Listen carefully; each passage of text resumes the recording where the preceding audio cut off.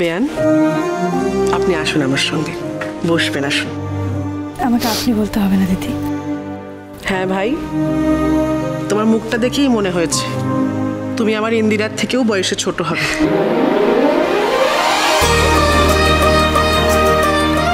কোন বাড়ির মেয়ে তুমি, আর এতদিন তোমার কত অযত্ন হয়েছে। শোনো, আমি তোমায় বলছি, আজকে থেকে কোনোদিন আর তোমার কোনো অযত্ন হবে না। তুমি আমাদের বাড়িতে থাকবে, কেমন? তোমার মেয়ের বাড়িতে আমরা 3 বোন একসাথে থাকবো।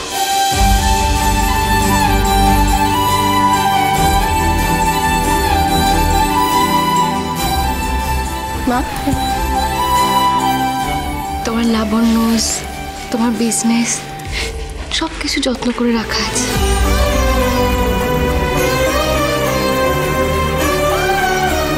তার উত্তরাধিকার তো তুমি সব রাখা আছে মা। আমার আর সেসবের কোনো প্রয়োজন নেই। প্রয়োজন নেই মানে?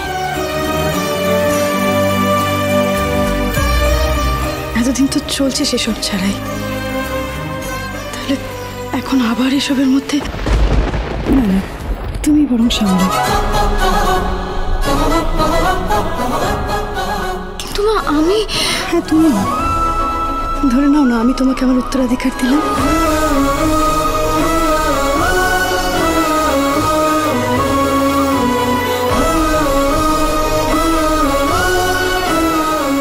কিন্তু মা, এই সব কিছু তো সুদীপার। কেন?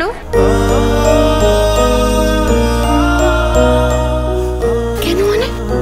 কি বলছো সুদীপা? এই সব কিছু তোমার? না না, এসবের আমার কোনো উৎসাহ নেই পরমা, আমি এসব পারবো না। তাছাড়া তুমি থাকতে আমি কেন সামলাবো? আমাকে ডাক্তার হতে হবে না, সেই স্বপ্ন তো আমাকে পূরণ করতে হবে পরমা।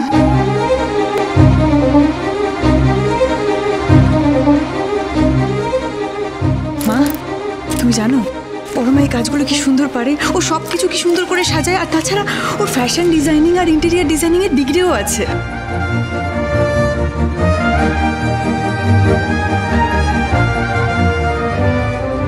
তুমি যেভাবে এই সব কিছু সামলাতে পারবে সেভাবে আমি পারবো না পরমা, এসব তুমিই করবে। তাই পারবি না তুই?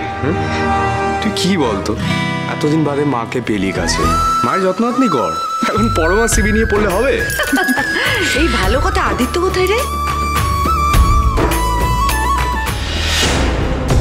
মিসেস চৌধুরী উনি রুরি রায়কে শাস্তি দিতে গেছেন, যে আমাদের সবকিছু শেষ করে দিচ্ছিল তাকে শাস্তি দিতে গেছেন। পরমা, আমি শুনেছি ওই রুডি রায়ের মা কুন্তলা রায়,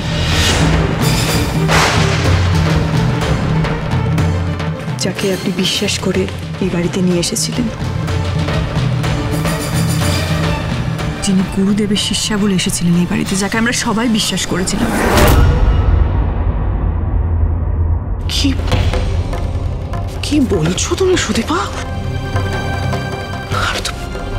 বারবার বারবার আমাদের সবকিছু শেষ করে দিয়েছে ওই রুটি, কুন্তলা রায়, কুমার, মিশকা, ওরা সবাই মিলে আমাদের সবকিছু শেষ করে দিয়েছে। কাছে এসে শোনা, বাবা যাও মা, প্লিজ এসো এসো। নিজের বোনের পাল্লায় পড়ে সবকিছু ভুলে যেও না, বুঝেছো? আরে শাশুড়ি, কি করছেন নাকি আপনি? এভাবে কেউ জাতি ইউজ করে? কিন্তু সেই সব কিছুর মধ্যেও ছিল আমাদের মা বাবার ভালোবাসা, সূর্যদীপার ভালোবাসা। ওই ভালোবাসাই ছিল আমার মায়ের সবটুকু জোর। আমার মা দীপা সেনগুপ্ত, আমার মায়ের সামনে ওরা কেউ পেরে ওঠেনি।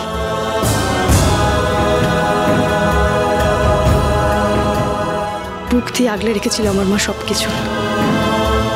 অন্যরকম মানুষ ছিল আমার মা। মা, মা কি হলো? এক্সকিউজ মি, একটু জল নিয়ে আসবেন।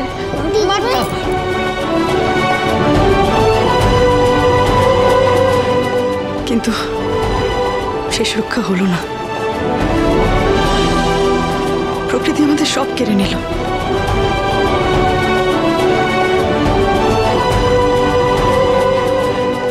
সত্যি ভালো মানুষগুলোর সাথেই যে কেন এরকম হয়। আমার মা সারাটা জীবন শুধু পরীক্ষাই দিয়ে গেছে জানেন। সব ঝড়ঝাপটা সামনে নিয়েছিল আমার মা, কিন্তু তারপর এলো এক ভয়ঙ্কর ভূমিকম্প।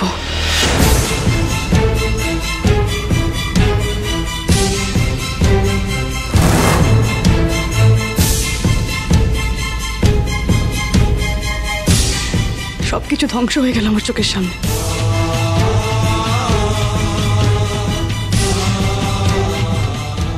কিন্তু তার মধ্যে রয়ে গেলাম শুধু আমি আর আমার 2 মেয়ে, সুদীপা আর ওই তো আদিত্য এসে গেছে। আদিত্য,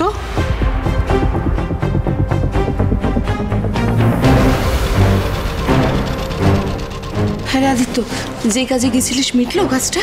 আদিত্য, দিয়েছিস ওই লোকটাকে ওর পাপের শাস্তি? না বড় মা,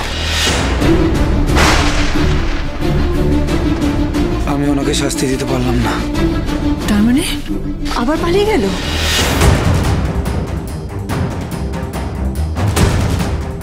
পালাতে পারবে না বলে নিজেকে শেষ করে দিয়েছে।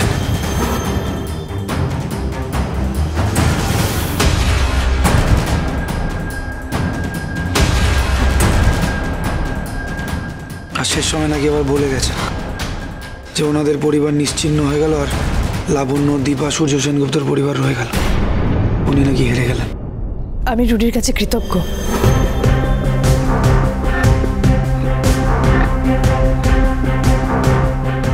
কৃতজ্ঞ? হ্যাঁ, ও বারবার অনেক কিছু করেছে, কিন্তু এইবারও ওভাবে আমার মাথায় আঘাত না করলে আমি আমার স্মৃতি ফিরে পেতাম না।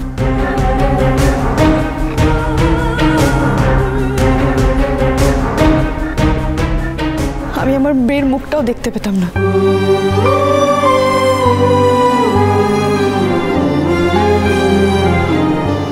আচ্ছা, বলছি যে আমি একটা কথা বলবো।